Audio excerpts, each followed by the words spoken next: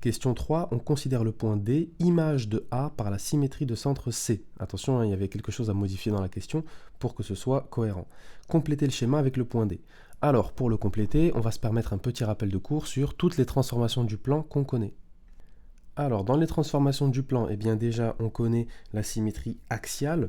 Ça, c'est, comme on aime souvent l'appeler, l'effet miroir. Donc, si on se regarde dans un miroir, qu'est-ce que ça donne? Par exemple, ici, l'image du point A, c'est le point A' ici même, par rapport à l'axe qui est cette droite-là.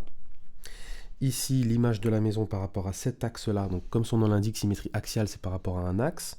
Et l'axe, en réalité, c'est ce qui joue le rôle du miroir, si vous voulez.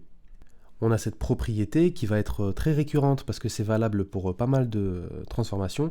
La symétrie axiale conserve les angles, l'alignement, les longueurs et les aires.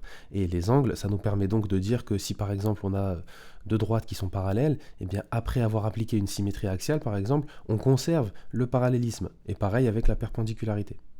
Symétrie centrale, cette fois-ci c'est par rapport à un point. Donc par exemple ici par rapport au point O, par rapport à ce point-là ou par rapport à ce point O encore ici. Là, on a la symétrie centrale du point A, on obtient un autre point, donc on doit appeler A'. Symétrie centrale de cet objet-là, donc cette maison par rapport à ce point-là, c'est cette maison-là. On remarque qu'il y a la tête à l'envers. Pourquoi? Parce que pour la construire, eh bien, le sommet de la maison, pour trouver son image, je dois faire la même distance sur le segment qui passe ici par le centre de symétrie, de telle sorte à ce que le centre de symétrie soit le milieu de ce segment-là, et ici j'obtiens l'image du sommet de la maison. Et si je fais pareil pour tous les autres points, eh bien je remarque que la maison sera tête à l'envers. C'est l'exemple, c'est plus illustré ici avec l'exemple du bateau.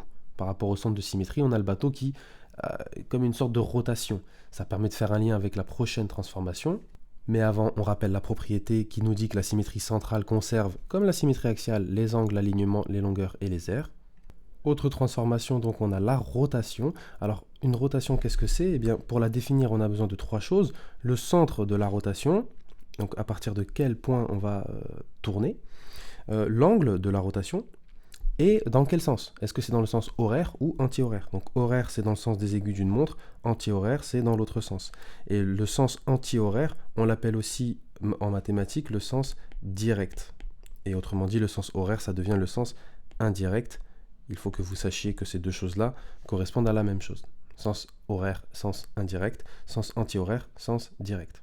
Donc un exemple ici, par rapport au centre O, si je prends ma figure ici initiale du grand T, ce T-là, eh bien si je lui applique une rotation de centre O d'angle 70 degrés dans le sens, si je vais dans ce sens-là, à votre avis, c'est direct ou indirect, horaire ou anti-horaire, eh bien c'est le chemin inverse des aiguilles d'une montre, c'est donc le sens direct, le sens anti-horaire.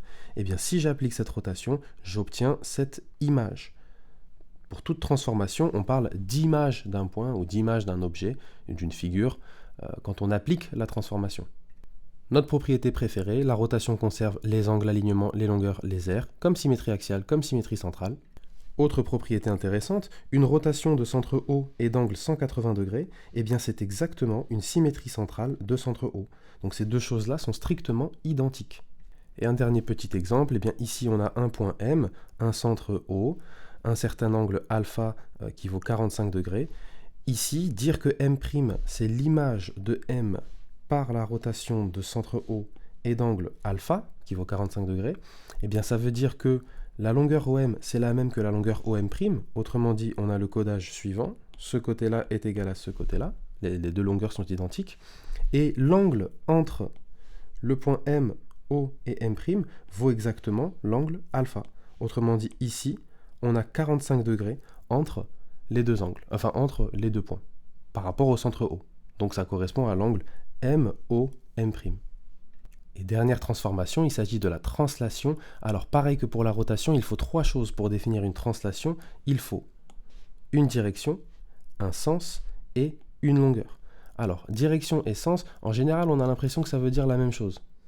Mais en réalité, mathématiquement, ce sont deux choses différentes. Par exemple, sur cet exemple-là, si on considère que notre figure initiale, c'est le quadrilatère ACDE, et qu'on veut obtenir l'image de ce quadrilatère par la translation qui transforme C en C', Eh bien, la longueur de cette translation, c'est littéralement la longueur CC'.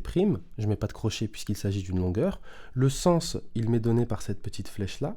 Est-ce que je vais ici, dans cet exemple, en bas à droite ou en haut à gauche? Ça aurait pu être ce sens-là. Et par contre, la direction, c'est la droite CC'. Donc la direction, c'est CC'. La longueur, c'est juste CC' sans les parenthèses, puisque c'est une longueur. Et le sens, il m'est donné par les flèches. Donc attention, là par exemple, on a la translation qui transforme A en B. Donc vous voyez la flèche, hein, elle va de A vers B. Tandis que là, on a la translation qui transforme B en A. La flèche part de B et va vers A. On a la propriété à retenir comme d'habitude, comme pour la symétrie axiale centrale et comme pour la rotation. La translation conserve les angles, l'alignement, les longueurs et les aires. Si on revient maintenant à la question qu'on avait au départ, le point D, image de A par la symétrie de centre C. Symétrie de centre C, ça veut dire qu'on a une symétrie centrale. On va déjà repérer dans notre dessin où est le centre. Le centre va être joué donc par C.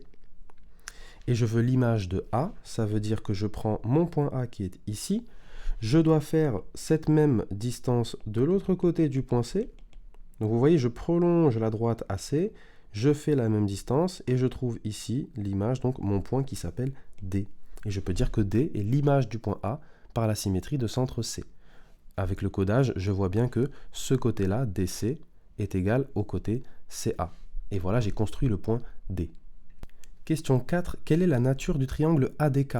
Alors, quand on regarde comme ça, bon, il n'a pas l'air rectangle. Il peut peut-être être isocèle, à voir. Enfin, en tout cas, qu'est-ce qui va nous permettre de justifier notre choix, de justifier la nature du triangle qu'on décide? Eh bien, si on regarde notre dessin, on remarque que C, c'est le milieu du segment AD, et on remarque que K, il appartient à une droite qui passe par C et qui est perpendiculaire à ce segment. Eh bien, cette droite, elle porte un nom, petit rappel de cours. Voilà, le rappel est ici, la médiatrice d'un segment, c'est la droite qui coupe ce segment perpendiculairement en son milieu. Et on sait que si un point appartient à la médiatrice d'un segment, alors il est à égale distance des extrémités de ce segment. Et la réciproque est vraie. Si un point est équidistant des extrémités d'un segment, alors il appartient à la médiatrice de ce même segment. Ça va nous servir dans notre exercice, parce qu'on se rend compte que le point K, ici, il appartient à la médiatrice du segment AD. Donc, par définition, par propriété, il est à équidistance des extrémités du segment, à savoir D et A, et donc on a que la longueur DK est égale à la longueur AK, donc on peut affirmer que le triangle DKA, ou AKD, ou ADK, est isocèle en K. On peut donc dire que le point K appartient à la médiatrice du segment DA, puisque C, c'est le milieu du segment DA, et que la droite KC, elle est perpendiculaire à la droite AC. Ceci vient du fait que le triangle ABC, on l'a vu tout à l'heure, est rectangle en C, et puisqu'il est rectangle en C et que les points K, C et B sont alignés, puisqu'ils appartiennent à la même droite, alors l'angle KCA est aussi droit, il est aussi égal à 90 degrés. On peut donc dire, le point K est à équidistance des extrémités du segment, autrement dit, la distance KD est égale à la distance KA. Et donc on peut dire que le triangle AKD est isocèle en K. Question 5. Calculer la valeur exacte de la longueur de DK et donner un encadrement de DK entre deux entiers consécutifs. Alors vous remarquez ici, quand on parle de longueur d'un segment, puisque DK est considéré comme un segment, on met des crochets. Ensuite, quand on dit un encadrement de DK, puisqu'on parle de la longueur directement, là on ne met pas de crochet. Ok, très bien. On cherche donc la valeur de DK. On remarque quelque chose, c'est que DK, ça peut être vu comme un côté du triangle DCK. Et ce triangle-là, eh bien, puisque en réalité, c'est le symétrique du triangle KCA par rapport à l'axe KB, enfin la droite KB ou KC ou BC, vous l'appelez comme vous voulez, eh bien, puisque cet angle est droit, cet angle aussi est droit. Donc en réalité, le triangle DKC, il est rectangle en C. Et comme on connaît la longueur DC et on connaît la longueur CK, on va pouvoir trouver la longueur DK. On peut donc dire que le triangle DKC est rectangle en C. Ceci vient du fait que nos points DC et A sont alignés. Et on sait que la droite AC, elle est perpendiculaire à la droite BC. Et étant donné que le point K appartient à la droite BC, eh bien DC est perpendiculaire à KC. Autrement dit, l'angle DCK vaut 90 degrés. Donc le triangle DCK est rectangle en C. On continue, on précise quelle est l'hypoténuse. L'hypoténuse, c'est le côté DK, côté, donc je mets des crochets, côté crochet, et j'ai la longueur DC, puisque je sais que D, c'est l'image de A par la symétrie de centre C, je sais que la longueur CD est égale à la longueur AC, donc DC égale AC égale 8 mètres, et KC, ça m'est donné dans l'énoncé, KC, c'est juste la longueur 4 mètres. Ok, donc j'ai ceci, maintenant, reste plus qu'à faire intervenir Pythagore. On peut donc écrire d'après le théorème de Pythagore. Je rappelle la condition pour pouvoir utiliser ce théorème, c'est que notre triangle soit rectangle. Cette condition est vérifiée, on peut donc utiliser le théorème et obtenir l'égalité suivante. DK carré égale DC carré plus CK carré. DK carré vaut donc 8 au carré plus 4 au carré. Ça fait 64 plus 16, ça ce sont des carrés parfaits que vous êtes censés connaître, 8 au carré, 4 au carré, même jusqu'à 15 au carré, voire parfois on peut vous demander de les connaître jusqu'à 20 au carré, bon, si vous les connaissez déjà jusqu'à 15 au carré, c'est déjà très bien. 64 et 16 me donnent 80, donc ça c'est la valeur de DK carré. Souvenez-vous, nous on veut la valeur exacte de DK. Et bien si DK carré vaut 80, DK vaut racine carrée de 80, et comme on me demande la valeur exacte, on s'arrête ici. 80 n'est pas un carré parfait, je ne peux donc pas simplifier cette racine-là. Je vais laisser racine de 80 pour conserver l'égalité entre DK et une longueur. Si vous aviez la calculatrice, vous auriez pu donner une valeur approchée de DK, mais ce n'est pas ce qui nous intéresse, on nous demande une valeur exacte. Par contre, on nous demande un encadrement de cette longueur-là. Donc ça, on peut le faire même sans calculatrice. Je rappelle la méthode, on fait un petit tableau avec sur une première ligne les entiers qui vont nous intéresser et sur la deuxième ligne, leur carré. Donc là, comme on cherche la racine carrée de 80, on va essayer de voir des entiers dont les carrés sont proches de 80. 8 au carré par exemple c'est 64 et 9 au carré c'est 81. On cherche ces deux entiers-là puisqu'on sait qu'ensuite 80 sera entre 64 et 81. Et que donc, sa racine carrée sera entre 8 et 9. Donc même sans calculatrice, vous voyez, on peut encadrer une racine carrée. Ici, racine carrée de 80, c'est donc entre 8 et 9. On peut donc donner notre phrase-réponse pour l'encadrement avec deux entiers consécutifs. On a 8 plus petit que DK, plus petit que 9. 8 et 9 sont bien des entiers consécutifs puisqu'ils se suivent, c'est-à-dire 9, c'est juste après 8. Et donc voilà, on a terminé pour cet exercice. Terminons en beauté avec le bonus. On vous donne des informations sur un codage et on vous demande de déterminer la nature du triangle ADC. Alors cet exercice est très peu guidé, on va voir par quel bout le prendre pour essayer de s'en sortir. On va déjà faire apparaître le triangle ADC, puisque le segment AC n'était pas tracé, on peut le tracer nous-mêmes pour avoir une idée un petit peu. On se rend compte déjà qu'il sera difficilement rectangle, ce triangle. Par contre, il va pouvoir être isocèle, peut-être. Tout ça, ça reste à démontrer. Comment démontrer que ce triangle a une quelconque nature ? Eh bien, en obtenant des informations soit sur la longueur de ses côtés, soit sur la mesure de ses angles. Eh bien, faisons la liste de ce que l'on sait déjà. D'après le codage, on sait que le triangle BCD est rectangle en C. On sait également que le triangle ABD est rectangle en D. Et on a pas mal d'informations sur des longueurs qu'on va noter précieusement dans un coin de notre feuille. Voilà qui est fait. Et maintenant, on a tout ce qu'on a comme information grâce au codage. Maintenant, faisons la liste de ce qu'on peut trouver, ce qu'on peut déterminer grâce au codage. Par exemple, dans le triangle BCD rectangle en C, comme on a deux longueurs, eh bien on sait que grâce à Pythagore, on va pouvoir déterminer la longueur BD. Donc ça, c'est quelque chose que l'on peut trouver. Autrement dit, même si ce n'est pas déjà dans l'énoncé, on sait qu'en manipulant un petit peu les données et en utilisant le théorème de Pythagore, on pourra trouver BD. Et une fois qu'on aura trouvé BD, on aura donc la longueur AB et la longueur BD. On pourra donc trouver celle de AD puisque le triangle ABD est aussi rectangle. Ok, donc on peut trouver aussi AD. Et une fois qu'on aura trouvé AD, eh bien, puisqu'on connaîtra CD et AD, on pourra confirmer ou infirmer notre hypothèse que le triangle ACD peut être isocèle en D. Donc, faisons tout ce petit travail, on va le faire assez rapidement, et on verra si notre hypothèse de départ est bonne ou fausse. Donc on peut commencer à rédiger. En premier lieu, on commence à travailler dans le triangle BCD, donc on dit qu'il est rectangle en C. Son hypoténuse, c'est le côté BD. On a les longueurs suivantes, BC qui vaut 3 cm, CD qui vaut 6 cm.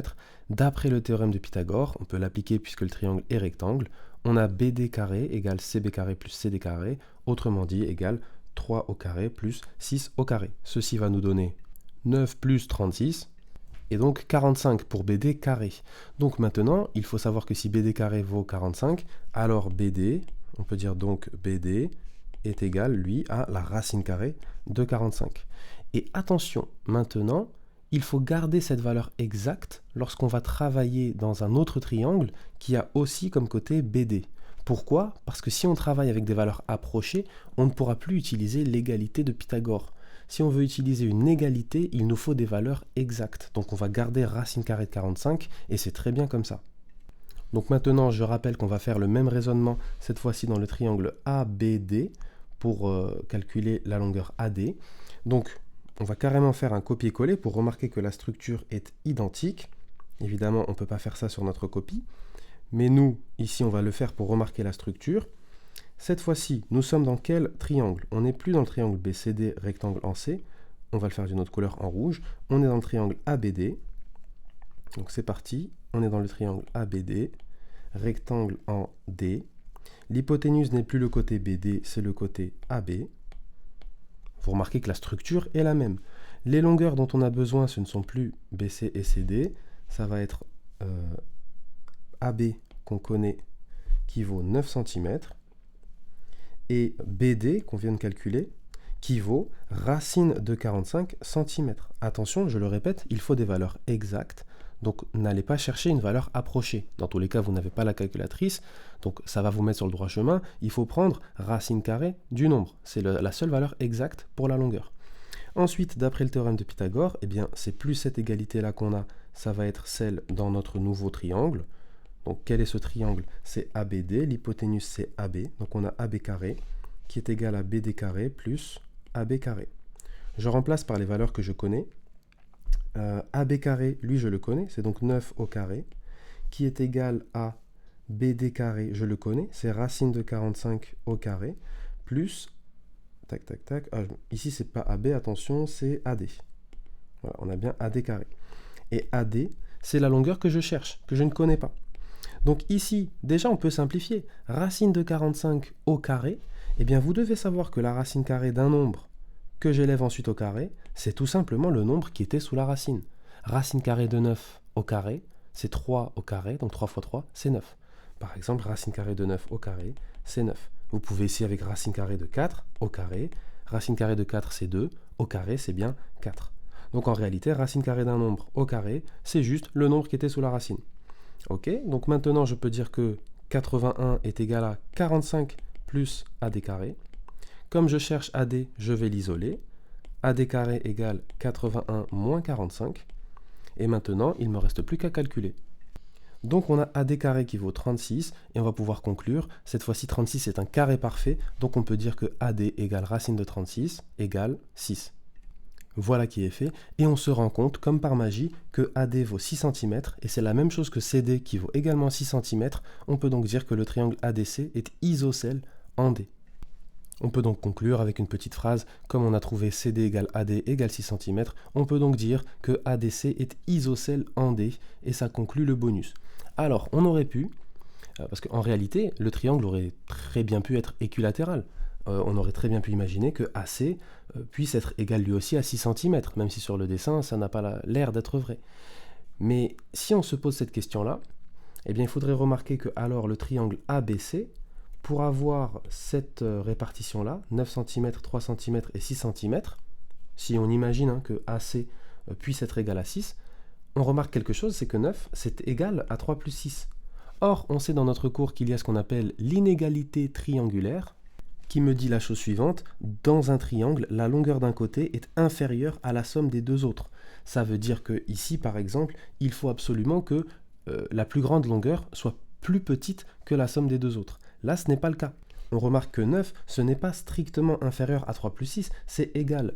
Et le seul cas dans un triangle où l'un des côtés est égal à la somme des deux autres, c'est lorsque le triangle est plat. Ça veut dire que cette configuration n'est pas possible. Ce qui est possible, c'est si on a 3 cm, 6 cm de façon alignée, et donc tout ceci vaudra bien 9, et en l'occurrence ça voudrait dire qu'on a des points alignés, à savoir B, C et A. Comme ça on a bien AB qui vaut 9 cm, AC qui vaudrait bien 6 cm, et BC qui vaut 3 cm. Donc dans cette configuration-là seulement, le triangle aurait pu être équilatéral. Ça aurait ressemblé à quelque chose comme ça, où on aurait bien AC qui vaut 6, BC qui vaut 3, AB qui vaut 9, AD ici qui vaut 6, BD qui vaut, lui, on avait trouvé racine de quelque chose, je ne sais plus exactement, 45 peut-être? Oui. Et CD qui vaut également 6. Et là, vous voyez, on a bien ce triangle-là, ici, qui aurait été équilatéral. Enfin bref, on aurait pu s'arrêter à isocèle, ça aurait été très bien. Ça, c'est un petit bonus dans le bonus. Et on s'arrête là pour la partie géométrie.